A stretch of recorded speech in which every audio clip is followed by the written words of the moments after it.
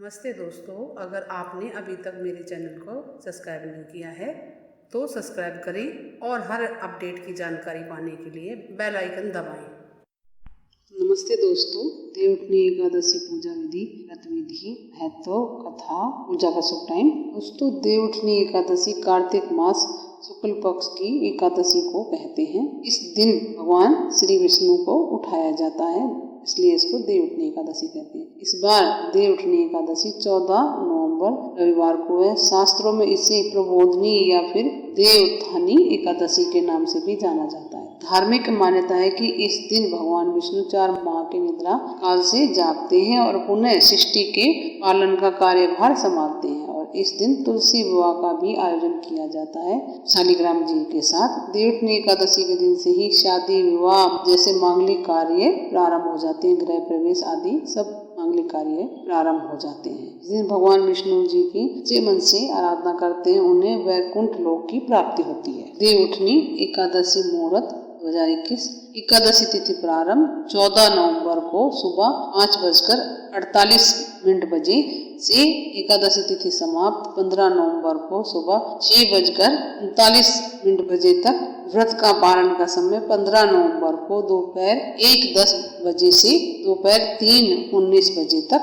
तो अगर आपको विस्तार पूर्वक देव कैसे उठाते हैं तो हमने वीडियो डाल रखा है, आप वो जरूर देखें। अगर इस दिन व्रत रख रहे हैं तो पूजा करें तो इस प्रकार करें। सुबह जल्दी उठकर स्नान करें, गंगा जी में स्नान करें, पवित्र नदियों में स्नान करें। अगर वो ना मिले, गंगा जल नहाने के जल में डालकर स्नान करें। साफ सुथरे वस्त्र पहने। इस दिन भगवान विष्णु मूर्ति या तस्वीर है वो स्थापित करें किसी पाटे चौकी पर वस्त्र आदि बिछाकर, और उनके समक्ष घी का दीपक प्रज्वलित करें। कलश रखें जल का, गंगा जल भी रखें, पुष्पमाला, नैवेद्य, धूप दीप, तुलसी दल, नारियल, चंदन, इत्र, कलावा आदि चीजें रख लें। भगवान विष्णु को गंगा जल से स्नान कराएं, पंचामृत से भी स्नान कराएं, फिर शुद्ध जल से स्नान करा के उन्हें वस्त्र आदि अर्पित करें, जनेऊ आदि पहनाएं और चंदन से तिलक लगाएं, उनको पुष्पमाला पहनाएं, ऋतुफल चढ़ाएं, नारियल चढ़ाएं, नैवेद्य चढ़ाएं, इत्र लगाएं, तुलसी जल चढ़ाएं, सात्विक चीजों का भोग लगाएं, आरती करें भगवान की, प्रसाद वितरण करें, क्षमा प्रार्थना मांगे। शाम को फिर से पूजा होती है। इसमें व्रत करें तो दिन भर व्रत रखें। आप अन्न नहीं खा सकते,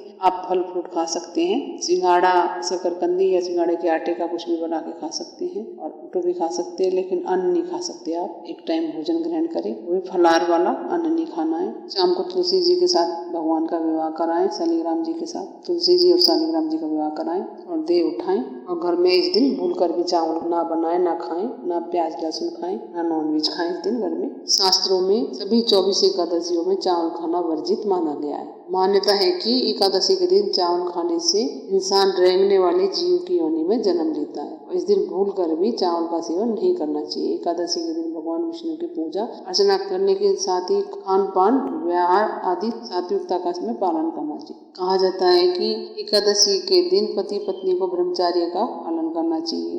मान्यता है कि एकादशी का लाभ पाने के लिए व्यक्ति को इस दिन कठोर शब्दों का इस्तेमाल नहीं करना चाहिए। इसके साथ ही लड़ाई झगड़े से भी बचना चाहिए। एकादशी के दिन सुबह जल्दी उठना शुभ माना जाता है और शाम के समय नहीं सोना चाहिए। साथ ही एकादशी के दिन दान करना उत्तम माना जाता है और एकादशी के दिन संभव हो तो गंगा स्नान जरूर करना चाहिए। विवाह संबंधी बाधाओं को दूर करने के लिए एकादशी के दिन केसर, केला या हल्दी का दान करना चाहिए। एकादशी का उपवास रखने से धन, मान, सम्मान, संतान सुख के साथ मनोवांछित फल की प्राप्ति होने की मान्यता है। कहा जाता है कि एकादशी का व्रत रखने से पूर्वजों को मोक्ष की प्राप्ति होती है। और इस दिन हो सके तो भगवान विष्णु के साथ साथ माता लक्ष्मी का भी पूजन कर लें और इस दिन पूरी रात जागरण करें, कीर्तन करें भगवान के समीप ही। साथ ही तुलसा जी का पूजन जरूर करें इस दिन। अगले दिन सुबह उठ के जल्दी स्नान आदि निवृत्त होकर भगवान का पूजन करें, ब्राह्मणों को भोजन कराएं, दान दक्षिणा दें, उसके बाद व्रत का पालन करें। देवउठनी एकादशी की व्रत कथा।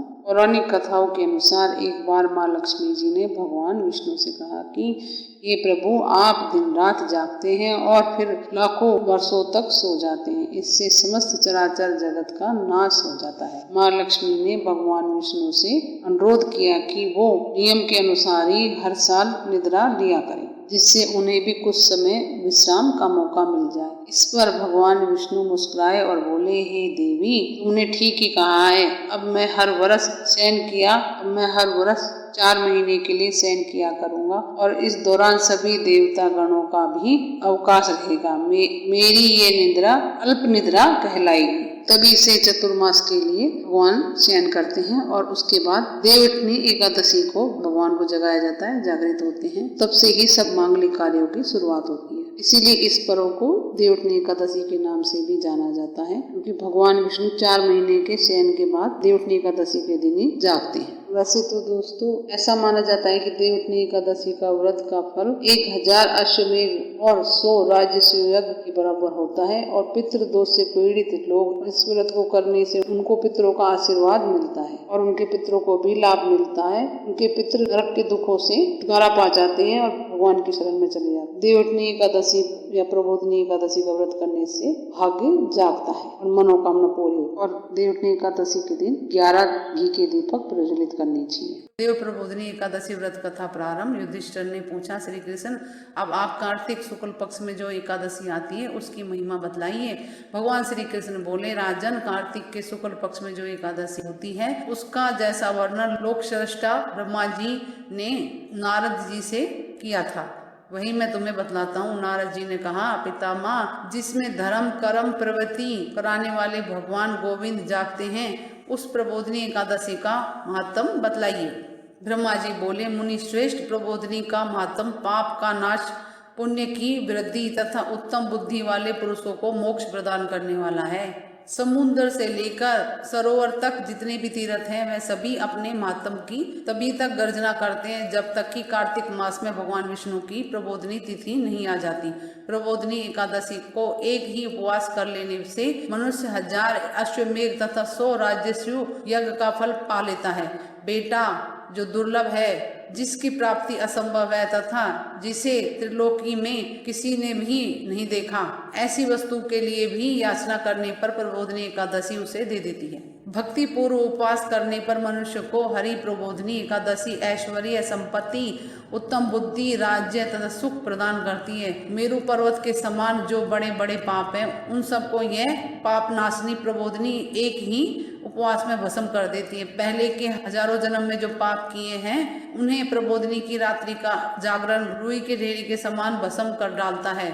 जो लोग प्रबोधिनी एकादशी का मन से ध्यान करते हैं तथा जो इसके व्रत का अनुष्ठान करते हैं उनके पितृ नरक के दुखों से छुटकारा पाकर भगवान विष्णु के परम लोक को चले जाते हैं। ब्राह्मणी अश्वमेघ आदि यज्ञों से भी जिस फल की प्राप्ति कठिन है वह प्रबोधिनी एकादशी को जागरण करने से अनायास ही मिल जाता है। संपूर्ण तीर्थों में नहाकर स्वर्ण और पृथ्वी दान करने से जो फल मिलता है वह श्री हरि के निमित्त जागरण करने मात्र से ही मनुष्य प्राप्त कर लेता है। जैसे मनुष्य के लिए मृत्यु अनिवार्य है उसी प्रकार धन संपत्ति मात्र भी क्षण भंगुर है, ऐसा समझकर एकादशी व्रत करना चाहिए। तीनों लोकों में जो कोई तीर्थ संभव है वह सब प्रबोधिनी एकादशी व्रत करने वाले मनुष्य के घर में मौजूद रहते। तीनों लोगों में जो तीर्थ असंभव है वह सब प्रबोधिनी एकादशी व्रत करने वाले मनुष्य के घर में मौजूद रहते हैं। कार्तिक की हरि प्रबोधिनी एकादशी पुत्र तथा पौत्र प्रदान करने वाली है। जो प्रबोधिनी को उपवास करता है वही ज्ञानी है, वही योगी है, वही तपस्वी है और जितेंद्रिय है तथा उसी को भोग और मोक्ष की प्राप्ति होती है। बेटा, प्रबोधिनी एकादशी को भगवान विष्णु के उद्देश्य से मानव जो स्नान, दान, जप और होम करता है वह सब अक्षय हो जाता है। जो मनुष्य उस तिथि को उपवास करके भगवान माधव की भक्ति पूर्व पूजा करते हैं वो 100 जन्मों के पापों से छुटकारा पा जाते हैं। इस व्रत के द्वारा देवेश्वर जनार्दन को संतुष्ट करके मनुष्य संपूर्ण दिशाओं को अपने तेज से प्रकाशित करता हुआ श्री हरि के वैकुंठ धाम को जाता है। प्रबोधिनी को पूजित होने पर भगवान गोविंद मनुष्य के बचपन, जवानी और बुढ़ापे में किए हुए 100 जन्मों के पापों को चाहे वह अधिक हो या कम धो डालते हैं। जो प्रबोधिनी एकादशी के दिन श्री विष्णु की कथा श्रवण करते हैं उसे 7 दीपों से युक्त पृथ्वी दान करने का फल प्राप्त होता है। मुनिश्रेष्ठ, जो भगवान विष्णु की कथा सुनकर अपनी शक्ति के अनुसार कथावाचक की पूजा करते हैं उन्हें अक्षय लोक की प्राप्ति होती है। मुनि श्रेष्ठ कार्तिक प्रबोधनी एकादशी के दिन बहुत से फल फूल अरंगजा और कुमकुम के द्वारा श्री हरि की पूजा करनी चाहिए, क्योंकि उस दिन दान आदि करने से असंख्य पुण्य की प्राप्ति होती है। प्रबोधनी को जागरण के समय शंख में जल लेकर फल तथा नाना प्रकार के द्रव्यों के साथ श्री जनार्दन को अर्घ देना चाहिए। संपूर्ण तीर्थों में स्नान करने और सब प्रकार के दान देने से जो फल मिलता है, वही प्रबोधनी एकादशी को अर्घ देने से करोड़ों गुना होकर प्राप्त होता है। देवेश्वर अर्घ्य के पश्चात भोजन, अच्छा दान और दक्षिणा आदि के द्वारा भगवान विष्णु की प्रसन्नता के लिए गुरु की पूजा करनी चाहिए। जो मनुष्य उस दिन श्रीमद् भागवत की कथा सुनता है अथवा पुराण का पाठ करता है, उसे एक एक अक्षर पर कपिला गाय दान करने का फल मिलता है। मुनि श्रेष्ठ कार्तिक में जो मनुष्य अपनी शक्ति के अनुसार शास्त्रोक्त रीति से वैष्णव व्रत एकादशी का पालन करता है, उसकी मुक्ति अविचल है। 4 मास के लंबे विश्राम के बाद भगवान विष्णु जी क्षीर सागर से अपने घर बैकुंठ पधारते हैं। भक्त उनको प्रसन्न करने के लिए भक्ति में लीन होकर भजन कीर्तन आदि करते हैं। इस दिन घर के आंगन में जहाँ तुलसी जी विराजमान है, वहाँ भगवान विष्णु जी के चरणों की आकृति बनाए। इस दिन भगवान विष्णु जी को भोग के लिए फल फूल मिठाई इत्यादि को एक थाली में रखें। सायंकाल को श्री विष्णु सहस्त्र नाम का पाठ कर शंख बजाकर भगवान विष्णु जी को भोग लगाएं। पूरी रात्रि में श्रद्धा अनुसार भगवान विष्णु जी के विभिन्न नामों का जाप करें। इसके साथ ही माता लक्ष्मी जी को प्रसन्न करने के लिए श्री सूक्त का पाठ भी करें। और कुछ पूछना दोस्तों कमेंट्स करके पूछिए। मेरे चैनल को लाइक करें, सब्सक्राइब करें, शेयर करें। नमस्ते दोस्तों।